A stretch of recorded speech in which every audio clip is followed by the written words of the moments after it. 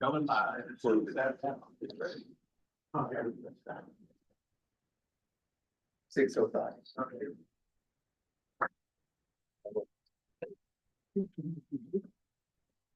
Oh my gosh. Don't do that.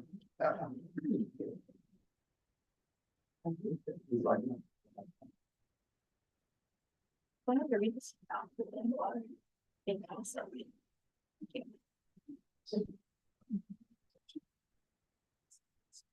Oh, welcome to the October 16th Board of Education for Coventry Local School District. I'd like to call this meeting to order. Yeah. Mr. Bowser. Here. Mr. Davis. Here. Mrs. Pat. Here. And Mrs. McGraw. Yes. All right, stand for the pledge of allegiance. Pledge allegiance To the flag of the United States of America and to the republic for which it stands, one nation under God, indivisible, with liberty and justice for all.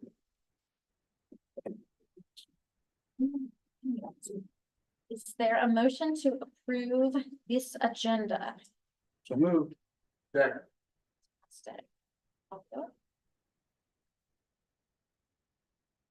Mr. Davis. Yes. Mr. Bowser. Yes. Mrs. Pat. Yes. And Mrs. McGraw. Yes. Is there a motion to approve the minutes from the regular meeting on September 18th? So moved. Second. Mr. Davis. Yes. Mr. Bowser. Yes. Mrs. Pat. Yes. And Mrs. McGraw. Yes.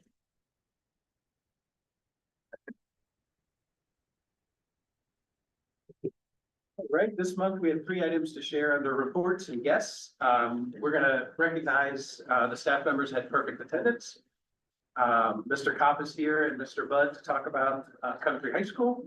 And then Mr. Shens will give a quick overview of our results from the last district or the last state report card. So first up, we want to honor our staff members had perfect attendance. And as usual, when you look at the list, it's once again, dominated by the bus garage. They, at some point, I'm going to look back to see how many years in a row they've done this. They have quite the streak of being the department with the most perfect attendance. And thankfully, because as slim as we are in bus drivers, their perfect attendance really keeps doors open and our kids able to get to school on time. So under certified, we have Mr. Egan, Mr. Tom Johnson, and Miss Jenna Smith. On the classified side, we have Miss Betty Bouts, Don Dancy, Joe Danko, Teresa Hicks, Christina May, Mary Magulik, Kelly Smith, and Dennis Spidmark.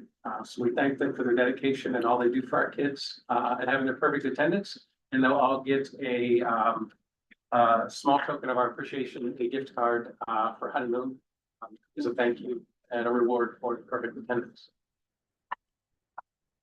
Next up, we have Mr. Kopp and Mr. Budd with the high school spotlight. Good evening. I was quite surprised when I went to get my hair cut, came back to a full house for the October high school spotlight here. But we have double middle school events going on here at the high school this evening.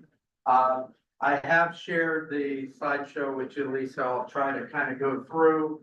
The difference, I think, in the past, we've usually been November, December, where we have all of our fall sports wrap up and everything, but this is minus the athletics, just a lot of things that started here off at the beginning of the year. Just recently, we had, again, our college fair here in the main gym. We did have 18 colleges here at the high school. The great thing about it, was many of the schools waived their application fees for kids and fill out an application right there. I think this might have been an all-time high. Mrs. Jabber ran 350 transcripts, and before it ended, we did have 4 students confirm they were admitted to Bluffton College. So it's nice to have some of the other colleges not right near us. Our music program are obviously in the fall, our marching band. That's their big in season. We did have a group of students who did perform with Zippy's All-Star Marching Band. They were on the stands and at the field at Akron. It was also neat for some of our current students that attended and performed to meet up with a few of our recent alumni that are on Akron Youth Marching Band.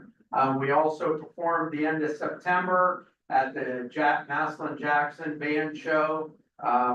Our kids performed great. Mr. Cummings was extremely proud of them. Also, we start the school year. We have our 3 choir ensembles. They get ready to kick off. They did a number of fun activities to start. Our chamber, elects officers. And I believe it's the next, it's the one after this. This was our 7th and 8th grade on September 27th. Did the band in the stands for pregame and halftime performances. We had 31 7th and 8th graders in the band. Hopefully that number continues to grow and we see our numbers start to grow back like they were prior to 2020. Dr. Frank Ward, I do want to appreciate, I know Ms. Strebler every year and Mr. Cummings do a great job of bringing in area people, community members, people at the universities to work with our kids in class. And Frank Ward, I did get a chance to meet him, did a great job working with our tenor choir with some different activities. That led up to, we did have our fall choir concert. I was there last Tuesday. It was nice to see. I think all 3 groups performed really well. And it's always great, I think, when those kids get that chance to perform for the first time in front of family and friends. Our esports program, as all of you know, continues to grow, having success. Don't ask me to explain any of that. I spent, 24 years in coaching and have no idea what it means to have a Smash Brothers team led by Lee Bekalewski, get 11 straight stocks, and Samuel Chavez, who took 13. I think that's something on Wall Street, but obviously it's in a video game. But the next one, it was so great. There's a picture of Mr. Glass with the team getting the banner that has been put up in our main gym recognizing our state chess title teams. They were very appreciative of that. Also last week, October 3rd, when we had parent teacher conference, our guidance department every year does their financial aid meeting for our seniors, and then for students that are interested in the College Credit Plus program, the University of Akron is here and they get things rolling with that as well. Our All Abilities Week, I'm sure you've heard about that from Missy Dort, along with Worsler, that put this together, run at the elementary, but really what made this special, not only for our elementary kids that get a chance to realize that all people are different and really appreciate and to help for better understanding and caring. And our high school kids did a fantastic job. I think Mr. Budd and I stopped up there one day last week. Those high school kids were happy to see us there. And those elementary kids, wow, they were so engaged with the activity. It was amazing to see. One other new thing we added this year at the high school, I think for better part of, I think it's been almost like 10 years now, we do a senior sunset at the end of the school year. Some of our senior class officers and our senior class advisor, Ms. Belknap, asked if they could do a senior sunrise to kick off the school year. They were a little late in coming with that request, but we still got it in. And then the weather, we had to rescheduled, and we had a Friday, October 4th. They did a great job. They were outside. We had donuts. People donated stuff. They had games and we let them go from 6:45 to 7:45. Then they came into the building.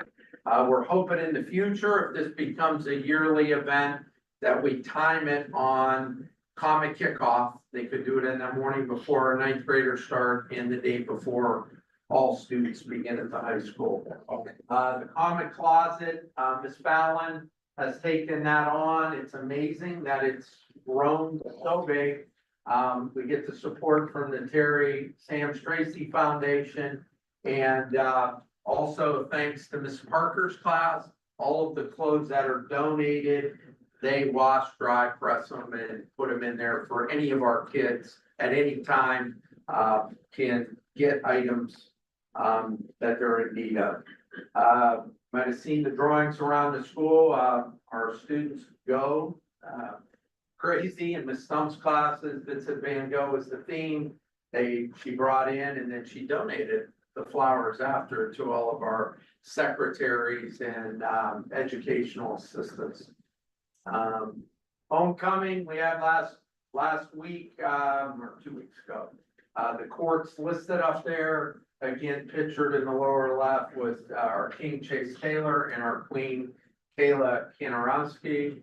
Our homecoming dance, I do want to say this year we had a new student council advisor, Ms. DeLorme, and Mrs. Ajak helped her. And really, they turned the high school into what was a red carpet theme.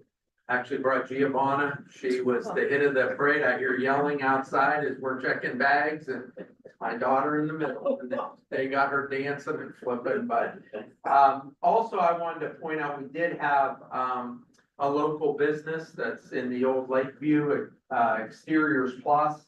He's an alumni, Greg Myers.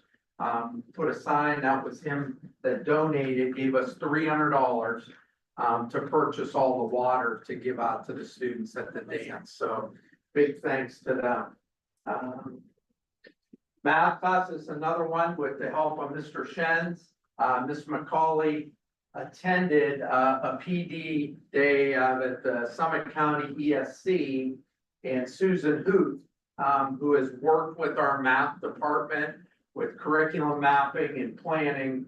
For her going, they made a donation of 20 of the TI Inspire calculators and the software that goes with them. Each one of those calculators, I believe, is just under 200. Roughly, 180 total. $180. And for her attending that workshop, we got a classroom set, and those kids were really hoping our upper level calc, pre-calc, and our AP with the use of those, which they're permitted to do, will really help our test scores there. We might, right, have a chance at getting a second set, believe it or not. It was one per school, and not all the Summit County high schools attended, and we were so thankful. I think we might get a second set. So big thanks to Mr. Shens and our math teachers. The Kiwanis Rose Day every year, that was October 5th. One thing, if you're not aware, is our Key Club partners, and for every dozen roses that's sold and we deliver, the Kiwanis donates $2 back to our high school Key Club. And this year they delivered 275 dozen roses.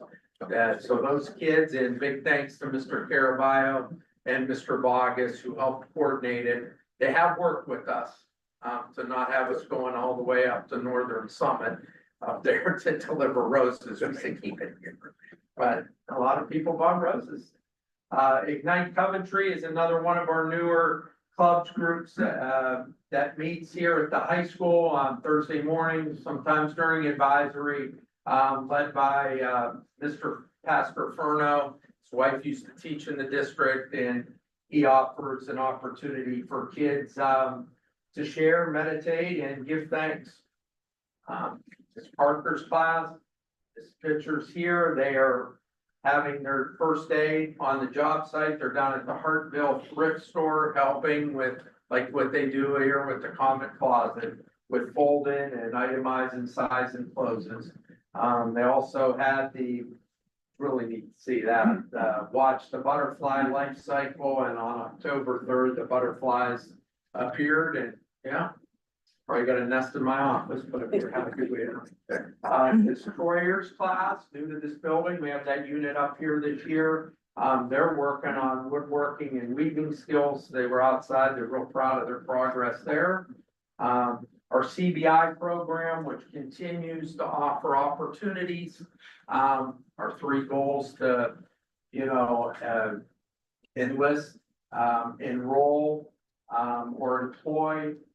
Many of our senior kids, Mr. Egan had a rep from the Navy and the Army already in. We had a rep from Mount Union, and really just trying to give some of our students in his classes opportunities beyond graduation. They also designed for October being Breast Cancer Awareness Month. Those 3 designs up there, which kind of tied in, were done by students in our class, Maddie Matheny, Lindsay Coates, and Chris Esterak. We're also in our final football game as our pink out game, and student council sold shirts for that game as well.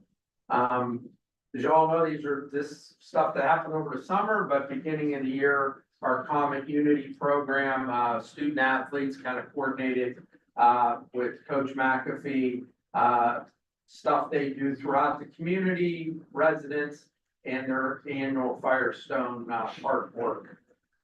Our academic challenge team had their first match recently. They go again here next week over to Copley High School. That's led by Mrs. Jaginer. She's the teacher that sponsors that. Today, we had our National Honor Society sponsored blood drive. Each year we do 2 of those. American Red Cross then donates scholarship back, which is selected for a few of our graduating seniors. There's some upcoming events. It's a busy time of the year. Track or treat, which I know was just announced and solidified last week, will be October 29th Stadium. The Powder Puff game, which is our yearbook fundraiser, we do every year, is the 30th. We all know about the craft show in November. Key Club, that's a big one. If any of you have elderly residents or friends or relatives in the community, either reach out to Mr. Vargas or Mr. Caraballo. Those kids, last year we sent out about 50. Usually it's a number in that range. We're gonna try to go out on November 1st. Other than that, we had a choir concert, but then the winter month there in December is where we have choir, band, and jazz band. So any other questions, kind of kick things off the school year? All right. Thank you, Mr. Cobb. Good job. Only for a couple of weeks of school. What's So that's a lot of stuff only for a couple of weeks of school. Yeah. There's a lot to it. Not including any of the athletics. Busy. As I shared with you last month, Mr. Shens would be in this month to do an overview, just a rough overview of our district report card, which for the most part was as we expected. My biggest takeaway, not to steal his thunder, but I think as you look through the scores, you'll see that where we've invested our resources and our time, we've seen the production and we've seen the improvement. And now it's time to focus on some of the other areas, math and some of the other areas that you'll see are lower than we would expect. So I'll kind of walk through it real quick and just share with you guys, and I can share this slideshow PowerPoint. Lisa, should I send it to you and then share it out? Okay. So obviously, you guys all know schools, buildings individually and the district itself gets a rating on a 5-star out of 5 different components. So we've pretty much held steady the last 3 years. We were 3 stars, 3.5 stars, and we're 3 stars this year. So it's 3, 3.5, 3. And then I'll go through each individual component that we get rated on, which we show here. So achievement gap closing, early literacy progress, and graduation. You can see up here, the little laser pointer on here or not. those were our ratings in each of those categories. So we got 3 stars for achievement, 4 for gap closing, 4 for early literacy, 1 in progress, and 3 in graduation. And then next up, I kind of give you a little comparison of how that's looked over the last 3 years. We went back to COVID and stopped because obviously that was such a crazy year. So achievement is basically how you score on all of your state tests. So achievement looks at, you know, your 3rd grade, 4th grade, 5th grade, ELA, math tests, science, social studies. High school, we have algebra, geometry, world history, and government. So that's kind of each of those tests individually. Gap closing is how you're performing in subgroups in various different areas. So the subgroups are ethnicity based, socioeconomic based. Your gifted is clustered into that. So it's a lot of those various subgroups are in the gap closing and how you're getting those kids caught up to where they should be. Early literacy is K-3 reading, how you achieve on the 3rd grade reading test, but also how your K-1-2 do on their fall diagnostics and all of their early literacy reading components. Progress is basically a weird one where it's the state's projection of how your kids should progress from when they start taking OSTs on through. So they kind of give you a formula of how your kids should be progressing, and then they rate you based on that. So like Mr. Fisk had mentioned, some of our high school math scores, this and that, are not very good. So it really affects, kind of hinders our progress in some of that, but we'll dive into that a little more in just a minute. And then graduation is how you graduate in a 4-year and a 5-year cohort. So when kids enter high school, how many of those kids are graduating in 4 years? How many of those kids are graduating in 5 years? The weird thing about the graduation component is it's always a year behind because Mrs. Demita and the Eames department, this and that, they enter all of the things in October. So you're basically, so this year's report card is basing our graduation class of 23, not last year in 24. So it's always kind of a year behind, which is strange. So we'll go through each of those individually. This is what I was talking about, this kind of a 3-year comparison. And like I said, you can kind of see that we definitely kind of hold steady. Achievement 21, 22, 22, 23, 23, 24. So 3, 3, 3, 5, 5, 4, 5, 5, 4, 1's across the board in progress, and 3's in graduation. So we're really kind of in that holding pattern of very similar things. Looking at achievement, like I said, this is kind of how you perform in all of your tested areas. So when you look at our tested areas here, 3rd grade, 4th grade, 5th through 8th, and then high school, you can kind of see where we're at. 70% used to kind of be the cutoff. Now they want you to have 80% as a passage rate. And when you see like our 3rd grade ELA, it was 90.5, which was incredible. So to me, when you look at early literacy, we went from 5 stars to 4 stars. And you're like, well, how does that happen? We had a 90% passing rate in 3rd grade. Like I said, it kind of includes that K-2 diagnostic too, which was weird because K2 reading, well, K5 reading, we switched from Wonders to Amplify. And anytime you make that reading series switch, it's challenging. And we were still using iReady with Amplify. This year we switched to Dibbles. So Dibbles is our fall diagnostic this year. I think it's going to give a little more accurate read because it goes hand in hand with Amplify. So I'll talk progress and all that stuff in a second, but you can kind of see the test scores there. So performance index 84.1, and then the maximum district performance index is 109. That's how they get to that 77%, which is your achievement score. Obviously we want that to get to 80, but clearly performance index, I think we're pretty much right where we should be. So really not too bad there. Yes, Can I just ask you, like, absolutely. this is totally random, I'm not trying to I put like you on the spot. No, So if you don't know, perfectly fine, I will tell you. But so the English and language arts scores, for instance, Yes. okay, they're strong, not so strong. 7th grade again, doing really well, 8th grade, not so well. Yeah.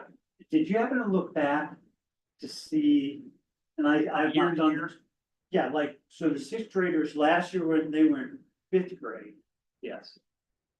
was it? How Were they they, perform? Yeah. so they're kind of just traveling along at that rate, they're not doing really well like in 5th grade and then 6th grade. Correct. And I can share that with you. We actually have a nice breakdown. Megan Grabsky puts it together of a year-to-year comparison of grade by grade. And it does kind of show you, like you said, some of those that aren't doing so well, like here, Yeah, when they were here, it was very similar. okay, So it's that's not what I was really the wondering. grade. Yeah, it's sort of the group of kids too. So you definitely see kind of a parallel comparison there. If you look class by class, how they're doing. So Yeah. apples to apples, yeah, you definitely see that. If I can add into that, and one of the things that we started last year with Mrs. Pasco, and then, as you remember, she left, and then we have Mrs. Wolf doing it this year, is trying to stop that continual decline that you see.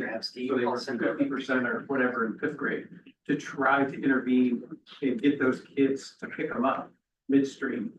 You know, we're catching, you know, we changed our approach with early literacy to put a lot of focus on it, so we're catching the kids young.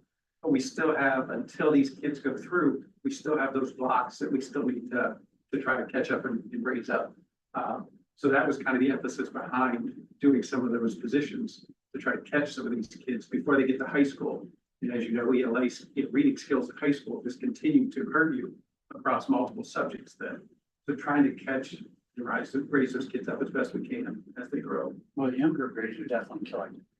We gotta keep focus or we'll fall right back. I mean, it's a yearly, but what you see, I think, what this really shows with our staff is if we give them the support and resources, they'll knock it out of the ballpark. So we gotta continue that focus and continue to find creative ways to get them things they need. So they continue producing great scores like this. And academically, I think when you get to the high school level, we're doing a good job of, like Mr. Kopp mentioned, attacking kind of our enroll and list employee mindset, getting kids involved with CBI, kids are going to the Forge Lakes Career Center. Kids get more entrenched into what they want to do. Sometimes that loses focus on state tests. And I don't want to use the words, they don't care. They don't put as much effort into it. If they know I'm going into the military, I don't really care about the geometry test. So we're trying to maintain focus there too and keeping kids say, hey, it still does matter. It's still important, stuff like that. So, so important thing, like I said, when you guys see the achievement component on the report card, just know that's based upon all of the state tests and how we're performing. We always tell the teacher, performance index is basically just every point matters. So every kid's score matters, how they do on the test matters. So when you see performance index and achievement, it's just based off of state tests and how kids perform. Progress, again, like you saw in the 3-year comparison chart, it's the one that we're probably the worst at right now. It's been 1 star for 3 consecutive years. And I think even going back beyond that. Now, what George and I kind of looked at this the other day, and when you bring it up, it's like, this was kind of our legend. So the dark blue, bluish gray at the top, that's really good. Red is bad. When you look at progress, light gray means it's not scored. So there's no score in progress because there was nothing as far as value added to compare it to. So they didn't test the year before. There's nothing there. So the bluish gray, when you see it, I mean, obviously here across 7th grade, super high.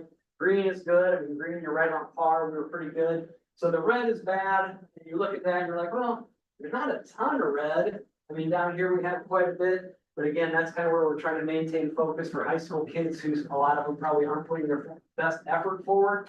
But I will point out when you go down here, high school biology, American history and government all came up significantly last year to 77, 77, and 77%.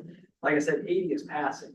And before that, they were all 50s and 60s. So they made significant gains down there this past year. We're hoping if they do that again, we'll see that coming up there. Math scores are low. Now, obviously, you see all grades, red, 8th grade, red, algebra, geometry, red. We've focused a lot of time and energy the last 1.5 years on our math teachers. I think Mr. Coffey mentioned Mrs. Hughes from the ESC has been in for 1.5 years doing some curriculum mapping and instructional strategies with our high school math teachers, middle school math teachers. They worked really hard. And I can share those new maps with you if you're actually not bore you to death, but they did a great job. So this was the first year coming into this school year that they had all of their curriculum maps newly aligned, instructional strategies that they've been practicing and working on. So we're hoping that this year is the first step forward for a lot of our math department, math scores, things like that. So fingers crossed, we want to start to see some improvement there. I think we will. So James, I'm gonna interrupt. Yeah. The graduation pathway where you used to have 18 points scored to earn a pathway to graduation, and all of those they're still all high stakes tests, but now pathway 1 to graduation is only ELA 2 exam. They got rid of ELA 1 and algebra 1. So at times in the past, kids would retake to improve their score to get a 3. Well, now you're talking, okay, a kid's gonna retake algebra 1, he needs that, but he passed the class and he's taking geometry all year as a sophomore, but then going back and being tested in that area. So offering, that's a goal that we continue to offer support, because if you gotta take a retake as a student, let alone our score struggles, when you're in the class all year, try taking that test cold a year later. So providing them with some sort of support intervention to retake is still a goal of ours, that we try to work with. Yeah, and they've done a good job this year too. The high school has an advisory period in their schedule. During that advisory time, they build in a math block intervention time. So students can take their advisory time and go see Mrs. McCauley and get some extra math help. So they're doing some things like that. We're working on setting up some peer tutoring because they have fall retakes coming up. So they're gonna hopefully be able to pull some of our AP kids to do some peer tutoring. So again, there is a lot of time and effort, just so you guys kind of realize that being put into bringing those math scores up.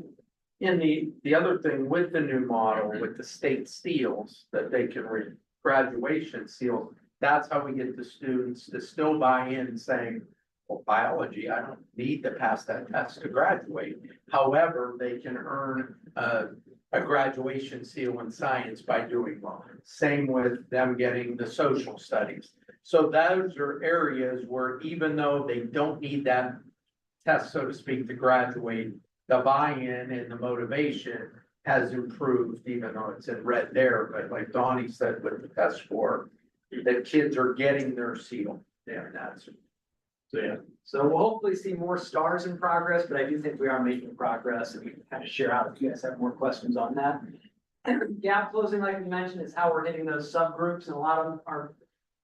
When you look over here, different possible points we can get, points that we earned as far as our gap closing. Gap closing has been 5 stars for the last couple of years. This year was 4 stars, which is still really good. And I think if you look at the Hudsons and the Reveres and the Jacksons of the world, who get 5 stars across the board, gap closing is one sometimes that they don't get 5 stars because you can only close gaps so much. You know, you can only make so much improvement and growth. And I think our subgroups, when you talk about our low socioeconomic kids, our EL kids, even our special ed kids, they've grown over the last few years. We've focused a lot of time and attention in that area. So we've done a great job. So now we just have to kind of nitpick a little bit, see which of our subgroups might still be lacking. Let's focus some energy there. So gap closing has been very good.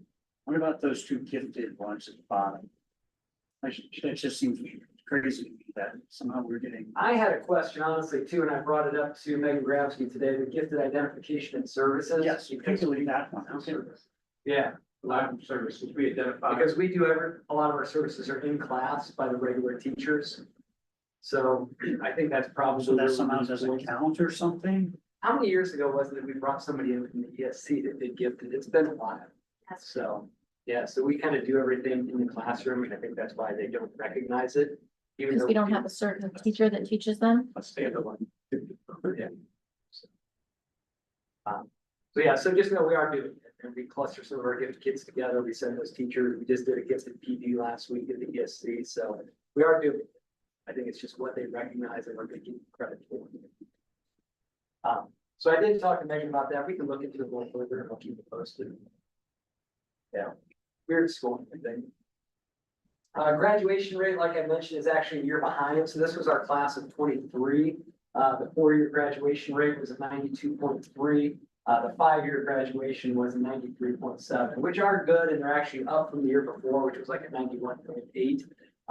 And I think that they maybe even Neil and I had talked about is when you talk about our class of 23, this year, class of 25 is our first graduating class that had 4 full years of uninterrupted high school without any COVID, online learning, anything like that. So that class of 23 that we're rated on here, that was freshman year was the COVID year. The year after was the home learning, remote learning year. They had 2 years kind of normal high school. It was weird. I don't know how big of an impact, but I think it was pretty good. So I think just bringing it up from the year before from 91.8 to 92.3, we did a pretty good job, and hopefully that's going to continue to come up, I think, next year. Some of those stats every year truly aren't kids in a class of 147 that we graduate that were under our roof, and maybe say 2 didn't meet the requirements. A lot of this gets factored in when they enroll as 9th grade. and they withdrew or didn't come back after the pandemic, and they enroll in online schools outside of our district. The issue is they're still on our, if that say that program kicks them out and they're a resident, they will fall back on us. And a lot of times that delay is, right, we go over names, something like, well, they never re-enrolled. We didn't know they got removed. So a lot of it is bookkeeping. Yeah, So when you it's- see the numbers, it's hard to think like, oh my gosh, you had almost 10% of your kids not now. Like our kids that are here in the building, walk across the stage and get a diploma, all of them, but maybe one or two. So next year, the class of 24 that graduated last year, how many, Well, and then we had one make up through summer school in Norton that didn't walk, but got their diploma by completing through the summer school program. But that's the battle we find a lot of times is they get a withdrawal notice, they enroll in another district and or move, but then find out that they never enrolled in that district and now we're chasing ghosts, so to speak. But because they're on our bank or whatever, so to speak. There's not a way to clean that off, like there's not a way. We battle with it, and I think, you know, one of it is okay, you need to re-enroll. And we get them back. We try to do our best if we can get them physically back in the building, but one way or the other, if they don't. We had 3 of them in that class last year, were out of state and left. But we never officially, so, you know, literally say, hey, okay, we marked and withdrew October 16th. And we never get a records request from Tennessee or Georgia, so technically they're gonna continue to count against us. so a lot If we of it's don't- kind of bookkeeping on the front lines, and I'll give credit to Kelly Jabber and Nancy Harmony do a great job. I do think we're a couple of years into Stacy Hartwig. I think having Stacy in the Office of Enrollment, She is. hold on, so I mean, I think as long as we continue to track those people and make sure that they are enrolled, it's gonna help us, so. Early literacy, like we said, is basically one, how you perform on the 3rd grade reading test, which again, we're on at 90%, which was awesome. Promotion to 4th grade, 100% of our kids moved from 3rd grade to 4th grade. And then the improving K-3 literacy is kind of that fall diagnostic piece, which I think we'll continue to see improvement on with our new CKLA Amplified and switching from the iReady to the Dibbles. So I don't see any reason that's not gonna hopefully go back from 4 stars to 5 years in the next year or two. So everything was pretty good there. And then really the ending one I was gonna share with you guys, there's 5 components that you're graded on. Next year it'll be 6 components. This one, college, career, workforce, and military readiness, has been on the report card for 3 years now as an informal grade. So they give you a percentage, like last year we were 52.1%. Year before we were 38.9%. And basically what they're looking at is the number of kids that graduate from your high school that prove or fall into one of these categories. So when I share this with you guys can kind of look for it. But basically, like Neil had mentioned, we talked about our whole push towards enroll, enlist, employ. This state's way of proving that your kids are graduating high school ready to do one of those things. Go to college, join the workforce, be in the military. What are they doing and how are we proving that they're doing it? It's they have to do one of these things over here. So an ACT, SAT remediation, prescore, honors diploma, a combination of AP or IB, 12 college credits, listed in the military. So a lot of these are just kind of like checkbox type things, but like Coach Egan does a nice job of making our kids take the ASVAB or the PICAT test to join the military, but they actually have to enlist to get that and fall into that category. So if they're not enlisted yet, but they pass that test, they wouldn't get that. So again, I think for us, it's just following through on some of these things. The one that we've done a pretty good job of the last couple of years, industry credential, we started giving a rise up test. If you take that rise up test, you automatically get 12 industry credential points and you fall into that category, you can check the box, you're good. When did they take that test? Throughout the course of the year. So it's just kind of an online thing. They check in usually with Mrs. Fallon to do the rise up test. Last year it was Coach Egan. So anytime they feel like they're ready and prepared, they can come take the rise up. Any of our seniors that we focus on that maybe aren't in college, are gonna enroll or accepted into a college, nor a student that is at the Portage Lakes Career Center, which will get their credentials when they take their CTEs over there. But they're still here. So that's what our CBI program focuses on, is getting them workforce ready, getting them placement. And really, I think last year we had 6 students that all needed that credential, and all 6 of them earned it and got their diploma. So that has helped, because truly the old graduation pathway, to go back to where we were before they changed it, those were 6 kids that probably unfortunately were not gonna earn a high school diploma. So this would kind of be I guess, another thing that falls into our guidance counselors as far as tracking our kids as they're getting close to graduation and beyond. They last year started kind of a Google form where they put all of our kids in there, and they have these categories listed out. They're checking boxes as far as which one the kids are trying to accomplish and attain. So again, I don't see any reason that that's not going to continue to go from a 52.1%. Hopefully, we get up to 100% of our kids are graduating with one of those things in their pocket. If they do that, then I would say we're gonna be good. But this will go to a formal graded, it'll get stars next year on the report card, so you guys will see that one pop up. So I know that was a really fast overall. That was it, but if you guys have any questions, definitely send me an email. I'll share this slideshow with you. I have that year-to-year comparison of all the test scores that Chris had mentioned, so I'll send that to you guys as well, so you can kind of peruse and take a look at it. Right? So on that, it looks like, every year is kind of like, the same story, but a lot of record keeping, but so it's nice to not nice, but I mean, good to hear your comments about, we have students who are not even living in Ohio anymore, but they're still somehow bizarrely on our rolls and counting against us for graduation. So we confirmed that number, Shannon and I, early in the fall, and there were 8 students that think, I don't know, you've been here for 3 years, you didn't even know. And Heifer had been and said, well, yeah, that's gonna count against us. Now other school districts that have more resources will have an old attendance officer, truancy officer that would make home visits or would file to track, where is this family residing? Okay. So that's exactly what I was gonna ask. Yeah, Is it like, exhausts me getting called the okay, police. 'cause so I'm like going Hudson to my or mailbox. Revere or somebody. This just seems like a lot. I mean, I know it every year, but now all of a sudden I'm just like, oh my gosh. For Stacy or whoever, it's like we're keeping track, like that last chart, that's kind of nuts. For the guidance counselors to be saying, keeping track of all those different things and trying to associate it with the student. So the schools that are getting a 5, okay, I understand that hasn't been graded, but our score did not look that great. I'm guessing again, if it was Hudson or Solon or something, that was gonna be a lot higher percentage. Do they have a dedicated person who's just doing like school report card stuff? Do you know? I mean, like tracking all this, like the bookkeeping, that's really almost like bookkeeping.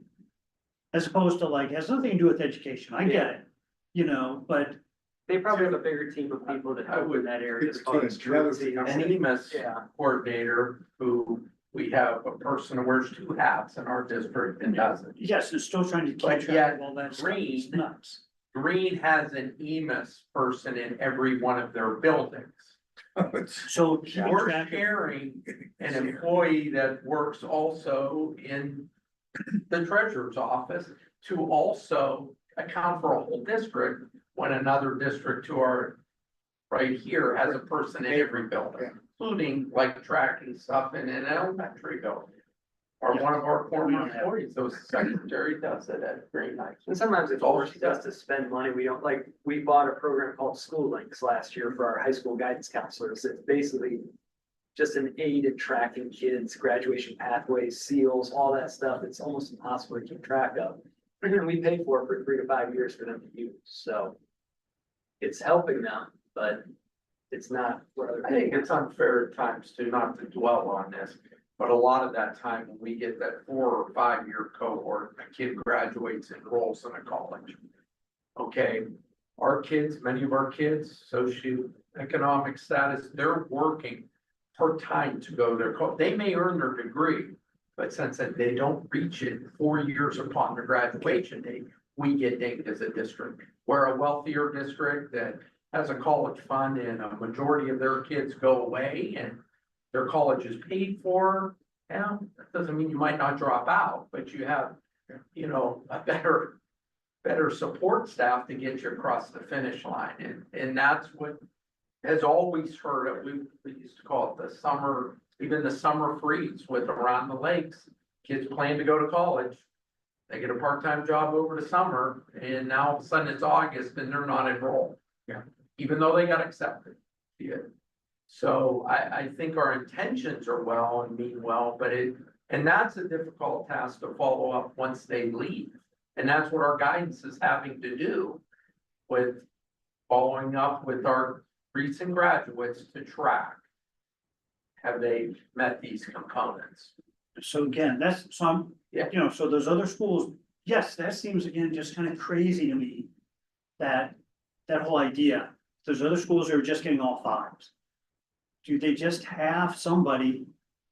Not the guidance counselor who's trying to deal with every emergency that's going on and blah, you know, everything. And then also trying to say, hey, are those kids going to college who graduated, you know, but they're gone?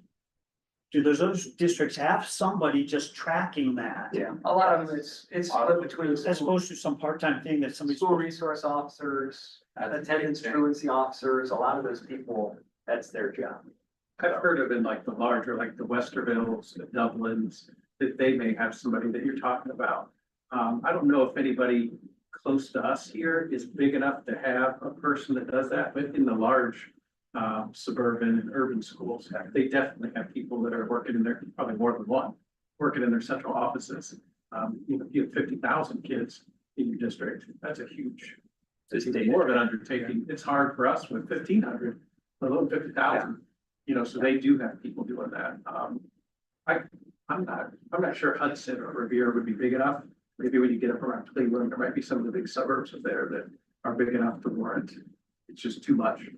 It sounds like even Green, like that example, like about the EMIS. I mean, that's just one example that would be really influencing some of those scores, I think. And a lot of it is you have enough manpower to clear. We found that out a few years past with why are we getting dinged with our AP? And we found out it was a reporting error, not with our current person, but you know, I mean, I don't know, but I can clearly say, yes, we had more than 15% of our AP kids take the AP exam. So why are we getting dinged on it? Do you follow me? Okay. And a lot of it's just hard to, unless we were all sitting down, that we're really able to identify, and then it's who is tracking and keeping up. Yeah. A lot of what this pointed out too, school resource officers at times beyond building security, they're the ones that are going to track truancy issues or where is this person residing. And it's the flip side as well. I think with Ms. Hardwick, she's done a great job of securing our borders at times, so to speak, because we realize this person isn't even residing in our, you know what I mean, in our district. And that's a job in itself to making sure you have the right people that should be in your building. And we deal with that a lot. It's tough, obviously. It's part urban issue with our proximity to Akron. There's plenty of times for whatever odd reasons, a student that may have been enrolled here, maybe it was on open enrollment, but they're no longer here. They should enroll in their home school and they don't, but until they do, they started their high school here, they're on our record. And we're constantly fighting that. I think we do a great job, yeah, where they went, but finding out this person says they're living in our district, they're not performing attendance act, and we find out what, months later, they're not even in our district. So that's where I think having at times a police force, so to speak, or an SRO to help with some of those ones, because, yeah, we're not allowed, Donnie and I, to hop in his truck and You try to go through mailboxes. Well, like Donnie said though, he made the comment about your scores going down when actually they're good. The Revere complaint is always, well, we're 98, we're 99, and we're all these high percentages, but the next year you'll be a 97.3 instead of a 98. And that'll be checked as being declined in your percentage. And so you're still 97. Then why don't we get to 97? Well, you are, but you had to compare it to 98, which means you went down. And so whenever you end up having these scores like this, I mean, when you're number one, there's only one place to go. Yep. Unless you're number one, and then you're not improving, because you're still number one. One reminder about the report card is, the whole point of school improvement is to be nitpicky and is to be hard on ourselves to constantly get better. Sure. But the state only expects us to get a 3-star. So if you've gotten a 3-star, then we've met what the state expects us to do. Then we all want 4 or 5s, preferably 5s. But, outside of progress, we are meeting or exceeding what the state expects Coventry local schools to do. I would rather see a low in in those numbers than early literacy or gap closing. Like if you're gonna be nitpicky, then that's where we need to focus on, and we're doing well. Thank you, guys. If you have more questions, like I said, email me. Thank you so much. That's really, really good. Thank you, Mr. Jones. I always get a notification from my dad that says, report cards are out. Did you see this yet? Exactly, everybody pays attention, for better or worse. And those are all the items under reports and guests. Thank you so much. You guys need me for anything? No, you guys can take off. Thank you. Thank you. Thanks, Neil. Yeah. Here's mine. We don't have any citizen participation unless. They're all at the games. I gotta pick my dad up at the airport at 11 o'clock. And think of something. You hope. And if you have any board of education comments, let's talk with Terry. Terry. Well, I guess I would just like to say that there's times I feel like I know a lot about the district and I'm involved, and then you see something like this and there's a lot of things that are going on around that we don't see because we're not actively involved in it. And it's pretty impressive. So thank you. And Donnie, thanks. That was helpful. That sounds good. I just wanted to make a handful of comments. The all ability suite. So my son is a senior person and he was helping with wheelchairs and was showing these kids how to like navigate them. And he's like, Mom, that's really hard. I can't even imagine being at that level, that eye level all day long, because it's just kind of demeaning to be at a lower level than everybody else that's at a higher level. And so the kids were doing well. I would like to find out more about academic challenge. I want to go see that because I always wanted to do that whenever I was in school. Anyway, the other thing was the craft show that is on the November 9th. Mrs. Parker and Mrs. Troyer are going to be there. They're going to have their kids make a bunch of crafts and sell them, which is really cool. It's neat to see them working so hard and then be able to display their stuff. They've always have really nice Christmas or holiday things. And also we're going to have like a bunch of people, 3,000 people in our building on that day, on November 9th. So come shop, bring your family, drop your wife off. Buy some stuff. Yeah, that's super fun. Yeah, so it looks like the facts about the levy, that whole thing, so I'm not gonna say much about it, but we really, really, really need this levy to pass, so hopefully we can. We're not. And then the track looks awesome. So I know that, there's been some emails and stuff about it, but since our last school board meeting, that's kind of wrapped up. Have you been out there yet, Dan? Yes. Yeah, looks super sharp. Everybody I know has been out there. Kids are all excited about it, and so. Terry said that Andy went and took somebody's senior picture. Oh, someone's requested to have their Oh, senior yeah, pictures Uh-huh. Yeah, at the track, nice. so Yeah, it's like fine wine. Yeah. Yeah, it's cool. it was really nice. They were really proud of it. She was really excited. Yeah, I've seen other senior pictures at other schools at Mhm. their tracks. Yeah. Yeah, so that's cool. Now we have it. Yeah, except now we have that. Makes sense. Okay, I mean, I like the choir and band thing. It's amazing. When I was doing singing and carrying on contests, choir contests, it's a whole nother side that I would say 2/3 of the school have no idea about what you're doing. It's amazing. The esports banner is a great deal. I like that. The thing I would like to do next on banners and stuff is have banners on the street banners for the academic kids. That if the parents, I'm sure, if I knew that if I would pay for the banner, that they would put it up on a street for my kid that's the top science top science, whiz or math or whatever, get those academic kids up on the banners too, and we have an academic challenge. Get a picture of them and have that posted somewhere. The academics, I'd like to see the academics a little bit higher and thing. Mr. Kopp on his butterflies, he needs milkweed if he does anything with the butterflies, because they'll only put their little nests in the butterfly pot, in the milkweed pot. We were talking about the math and stuff.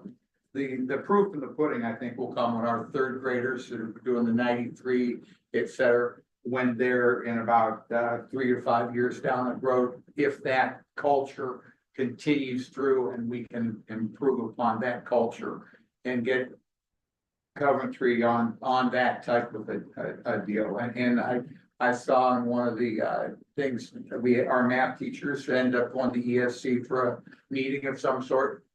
It was on one of the Yeah, it was actually, I didn't want to correct Mr. Cop in front of, but now that he's gone. We actually got 80 of those calculators that are it's $120 to calculator. Nice. The software is a little more, so it's like 180, but $120 per calculator, we have 80 of them. So 60 of them are in this building, and 20 are at this. So see, and that's what you need, that staff needs to get into that. And they've got a culture, they've got to change also, just like kids. Because it's a learning curve, and you get the teachers in there and get them excited about new ideas and ways of doing things, and things could get going. And again, the progress is, and we need to see that progress coming through, and I know 3 is average. You know, my mom didn't like C's either, but you know, you always press for the B or the A, and there's nothing wrong with pressing for the B or the A. It's almost, it should be the American idea of always trying to better these things rather than settle for things. And that's the end of my. Mr. Bowser was talking about, you had sent out a message about the math teachers taking the trip over to Green or Kyle. That's what Yeah. you're referring to. yeah, that's the next Wednesday. Yeah, the center over there, it's on by the softball field on that north side where the cemetery is. Yeah, we used to go out there and they send us down there all the time. Also wanted to mention, I gave blood this morning at the blood drive. And the kids, all the volunteers that came in and like scanned everything, there was like 5 or 6 juniors and seniors that were very helpful. And they also offered me snacks. We had one student today that learned you have to eat and be hydrated before you get done. Yes, I don't think you'll ever forget that now. And you only do that once, or you never give blood again. You used to get free orange juice and cookies. Oh, you got afterwards, the too. smallest little box of apple juice. It was like this big. The phlebotomy class, Anyway. you used to get a wood dowel rod, you'd squeeze on it stuff to get your veins to start to pop out so they could get them easier. And then you They used did to a nice practice on oranges, now they practice on each other. But they used to do oranges with the needles and stuff. Okay. Ready to go on to the next portion of the meeting? Okay, superintendent recommendations, number one, certified personnel, recommendation number one, pregnancy, parental, family leave. It's recommended the board approve a leave of absence for the following employee for a period of up to 12 weeks. Parental leave commences with the first day of absence for the birth, adoption per child. Sick leave shall be used concurrently with FMLA leave, and when exhausted, FMLA leave will continue as unpaid leave for up to the maximum 12-week period, if available in the 12-month period. Unpaid no benefit parental leave will be required at the conclusion of the FMLA leave allowance, and that's for Ms. McBride, effective February 17th through May 5th, assuming everything goes on according to plan. Number two is a retirement resignation. It's difficult to read this one, as these always are, but it's recommended the board accept the resignation due to retirement of the following employee for the position indicated, and that's for Ms. Carr, effective at the end of this school year. Ms. Carr is fantastic, and I would have loved to have seen what she was like in the beginning. She's fantastic now. So I can only imagine how good she's been over the years. Number three, supplemental contracts, 24-25. It's recommended that the board grant the following supplemental contracts for the 24-25 school year for exhibit S1. And those are the building level supplementals that the buildings are allocated the amount of money. And then they are allowed to divvy that up as they see fit, or to support their building. And those are all of the items under number one, certified personnel.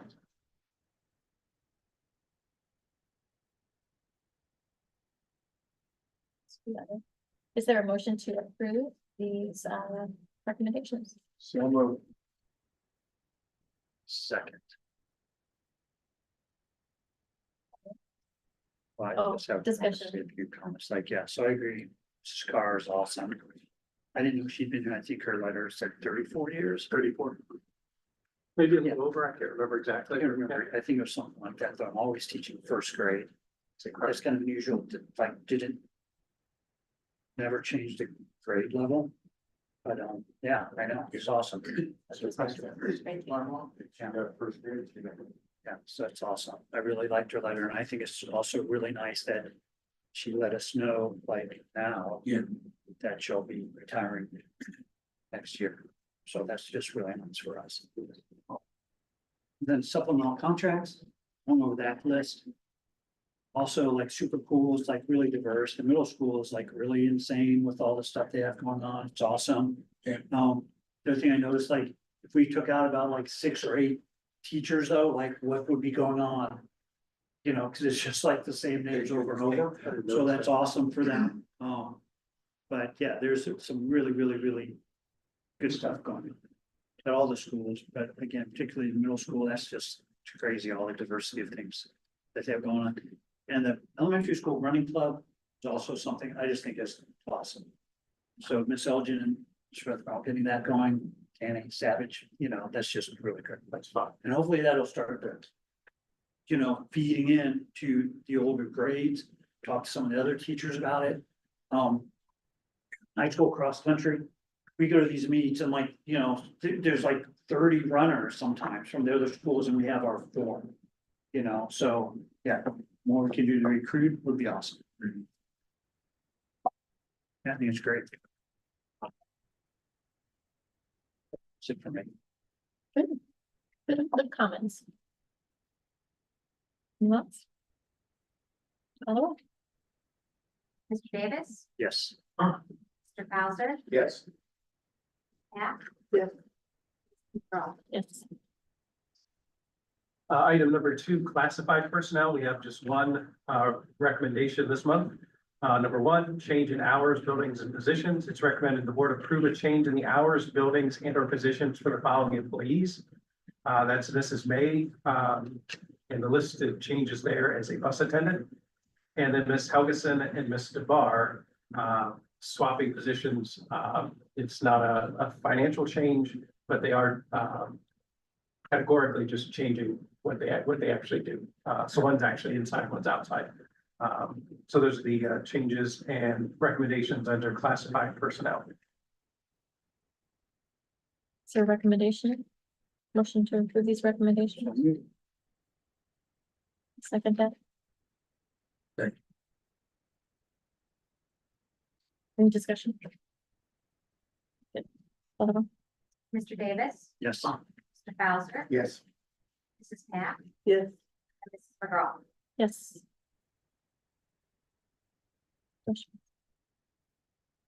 Under item 3, other business, we have quite a few recommendations this month.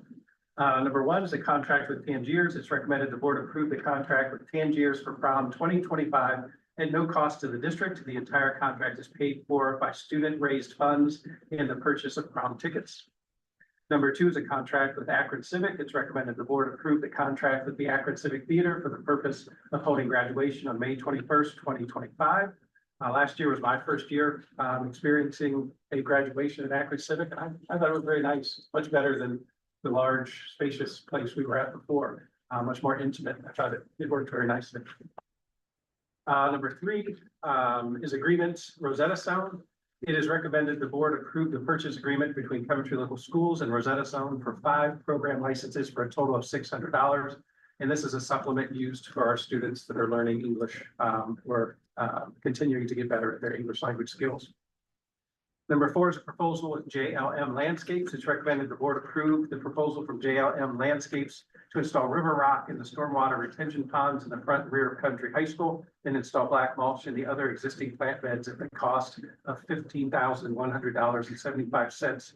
Our thought process here is to switch, and you may have noticed around the district, we're experimenting with trying to get out of the use of mulch.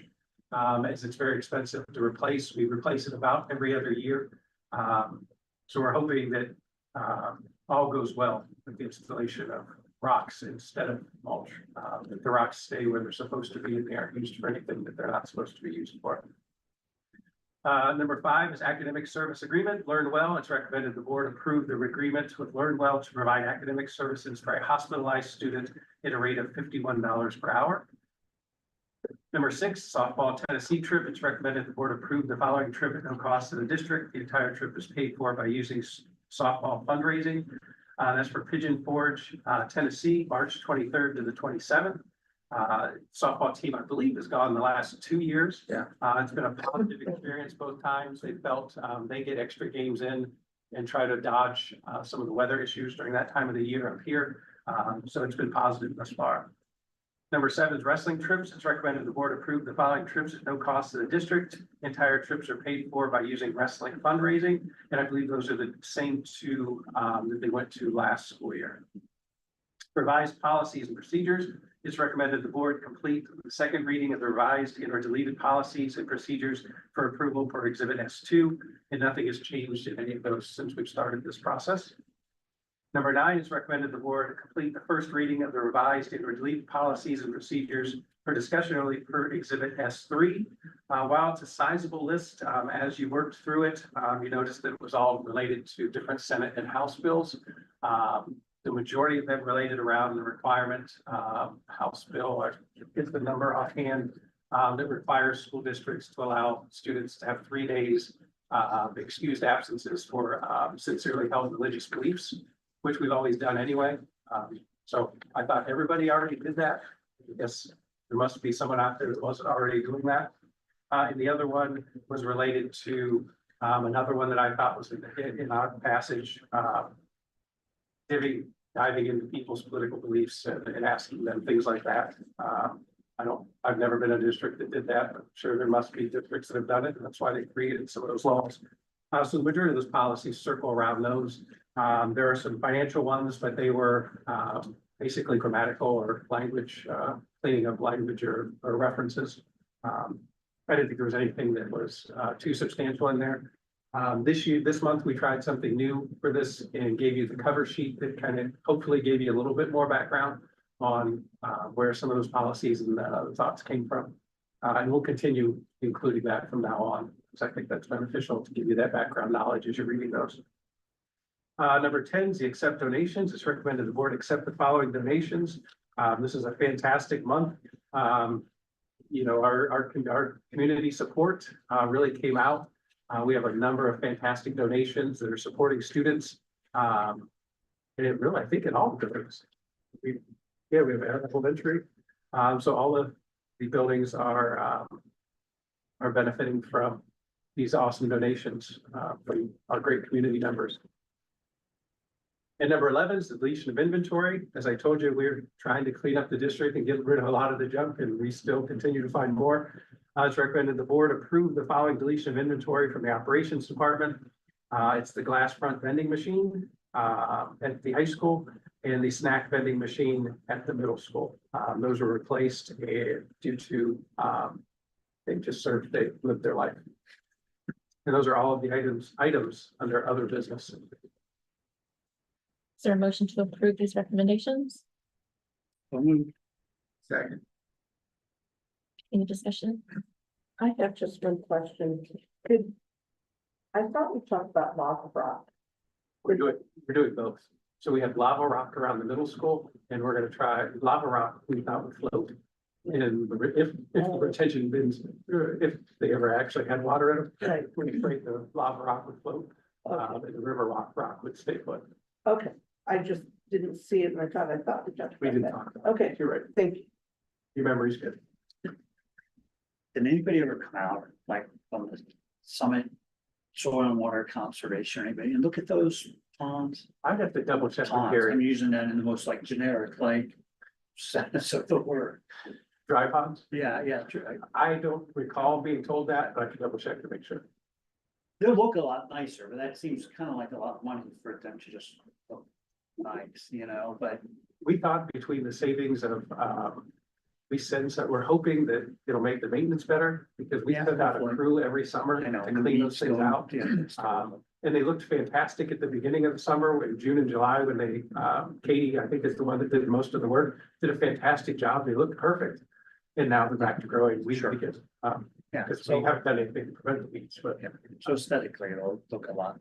hopefully, yeah. But Just put like grasses in there that would just grow. Well, there's some that were required. Chris knows a lot more about this than I do. Some were required in there. all right, too. Like those big, Goofy things. those big grasses. I don't know. I don't know. I just assume I'll most leave things that to in the there are professionals. invasive species. I've been around so enough to know that pretty much everything around here is an invasive species. But we're trying to clean that up. And thanks for the heads up on that little preview you gave us about all the policies. This might be the most I've ever seen. It's tremendous. Yeah, but kind of giving us that little primer on some of those changes too. And then the donations are awesome. It's great. Yeah, and the Camp Wainoa trip, that's fantastic. All those people stepped up to help support that. That's super cool. And I can't believe somebody's donating almost $10,000 for the HVAC repairs at this elementary school. Whoever it is, thank you. Couple. Yeah, no, it's really cool. And that person really wanted to make an impact, and wanted to impact the most kids they could, and took a lot of time in working with Mr. Savage to really come up with the right project and the right donation to meet what they really want to accomplish. Any other comments? Ottawa? Mr. Davis. Yes. Mr. Bowser. Yes. Pat. Yeah. And Mrs. McGraw. Yes.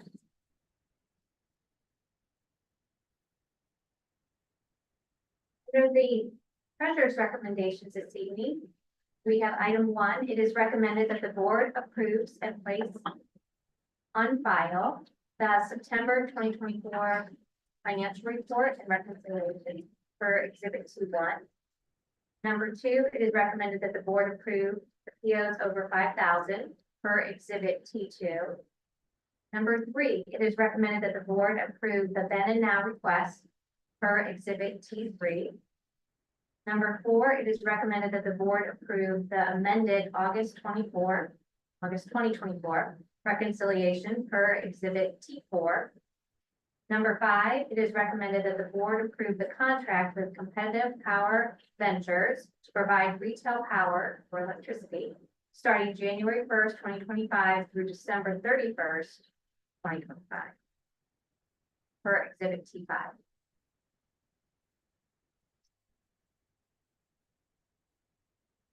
Is there a motion to approve these recommendations? I will make a motion. I will second. Any discussion?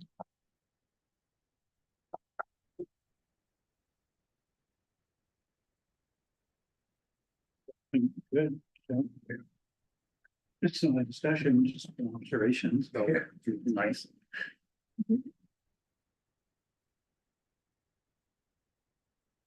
No discussion, everybody's good? Yes, we disapprove everything, fantastic, all roll. Okay, Mr. Davis, Yes. Mr. Bowser, Yes. Mrs. Cap, Yes, and Mrs. McGraw. Yes. I would like, well, I know this is probably outside of the thing, but I'm gonna ask you this anyway. Real quick, the CPV, this competitive power venture, Yes, you were able to save us like a whole lot of money, right, with getting a different rate? yes, well, we work with a kind of like a third party to always look for the best rates in the different utilities, especially when our contracts are coming to an end. And electricity right now is projected to skyrocket over the next year. Really, initially the next 6 months. So the rates that we were eligible for were going to cost us about an extra $100,000 over the course of this fiscal year because of the increases that they're seeing. Well, for whatever has just occurred in that area, several of the rates dropped for a very short amount of time. And we were able to lock in on a rate that will only, that is projecting an increase of about 27,000, I think, versus the $100,000 projection that we were looking at several weeks ago. So although it is an additional cost, yes, ultimately it is less than what was projected as far as. So Awesome. it's a great opportunity. Yeah, good opportunity for us to lock into.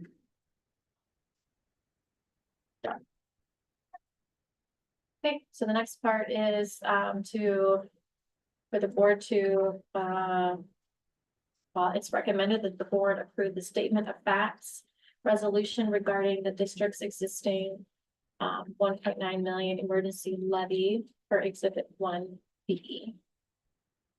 Is there a motion to approve this language, this approved statement of facts? I will make a motion to do that. I'll second that. Do you see the full resolution? Do I have to read it all You don't. first? I will. Oh, yeah, I just want to make sure everybody had a copy of it. All right, well, let's read it.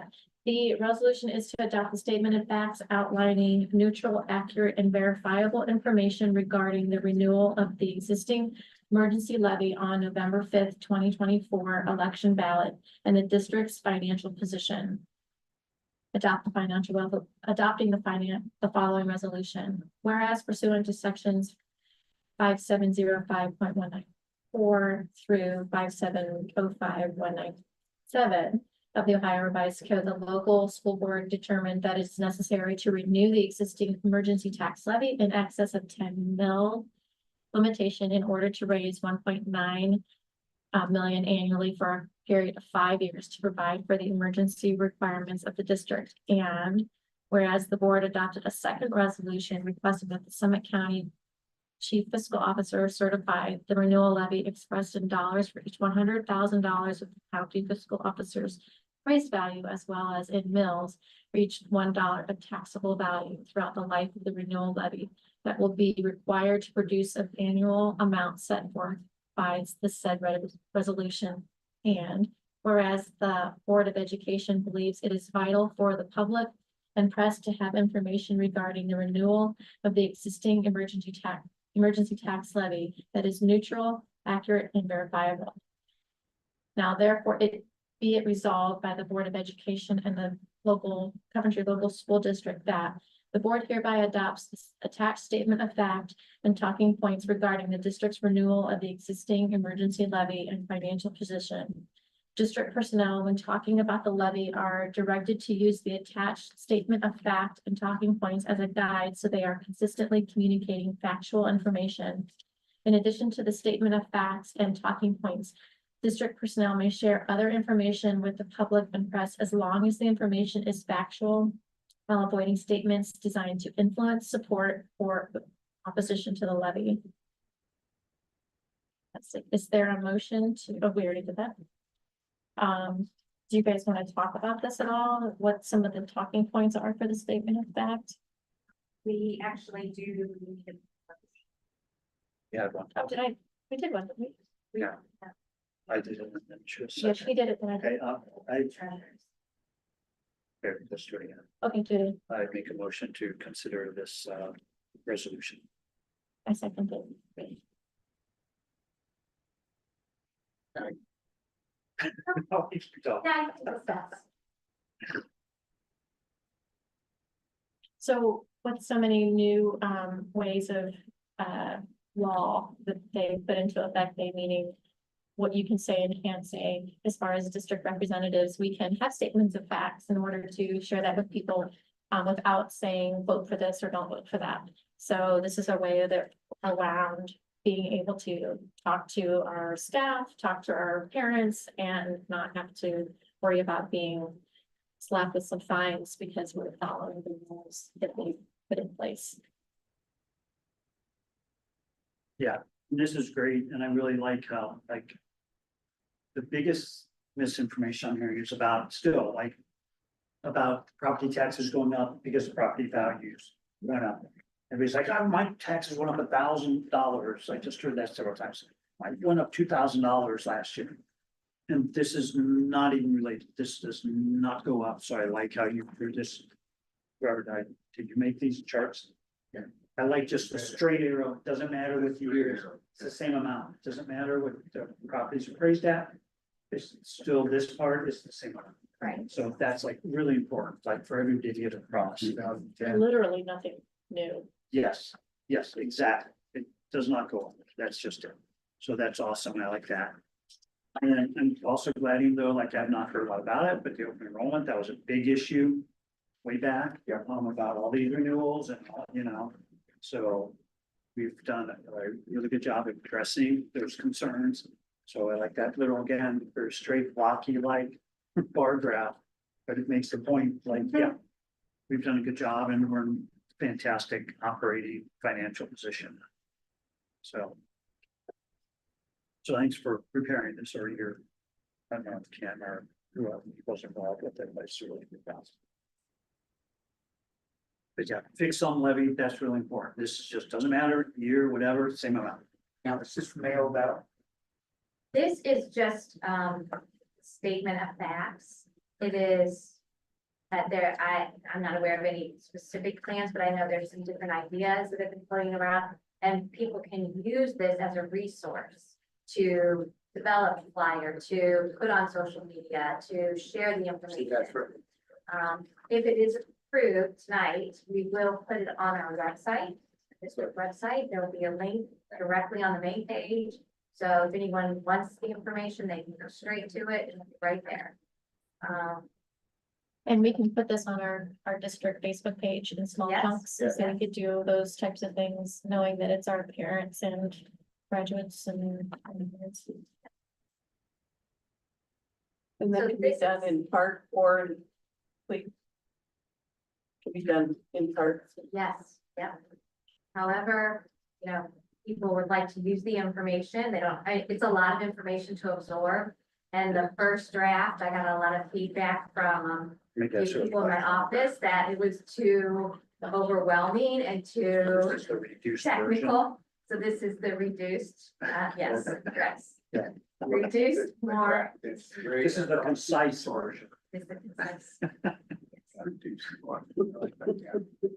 Well, voting's been going on for a week and 2 days. Right. So people are voting already, they're just not getting their signs out.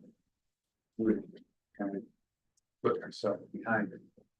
Hopefully it does a good job and this really makes a good Yeah. case for just the facts of why we need to like, we need to. Well, we mailed, you know, what, almost 7,000 mailers out See, this, There, in the springtime, in the summer. you're only voting at the Board of Ed, elections. And it's crowded. I mean, there are a lot of people worried about standing in line and the rest of it, but the place is packed every day. And then Here's what's interesting. there's a line outside and it's only the first week of this thing. Here's And what's it's gonna be interesting, most of the crazy. people that vote are not, or let me say this kindly, over 50. Oh, Like 87% of our voting that determines our levies are yeah, I want to over get done 50. before, because I'm not gonna have a chance to get away from like my polling spot to go vote that day, so I already voted, but Yeah. there are people that actually work and do those things, I like to go vote in and, person. and they don't have a chance. I got the sticker. I got my say. Right, are there any other conversations about this or any comments or? I did hear there were just under 1,500 absentee ballots requested. Yeah. But that's a pretty big number. That is for Coventry, wow. I will share that, In Coventry local school district or Coventry Township? No, school district. one of our former board members shared, today that he went down to the Board of Elections to vote and just simply drop off absentee ballots. And he said that it was quite a process. So it's there's a lot of security around that process now. And there's a lot of steps you have to go through just to drop off absentee ballots. So he wanted to make sure everyone kind of had that background information. It's not as quick as it used to be. And just that if you plan to drop off your ballot at the Board of Elections itself, just be prepared that, it will take some extra time to do that. And every state is different in how they do elections. There are some places where you have to have a picture, and there's some states you don't need a picture. There's some states that do it completely differently. So. Anyway, Okay, so we need to vote on this? Yes. Oh, Mr. Davis. Yes. Mr. Bowser. I Mrs. Cass. said that says on the paper. And Mrs. McGraw. yes. So, IDYE.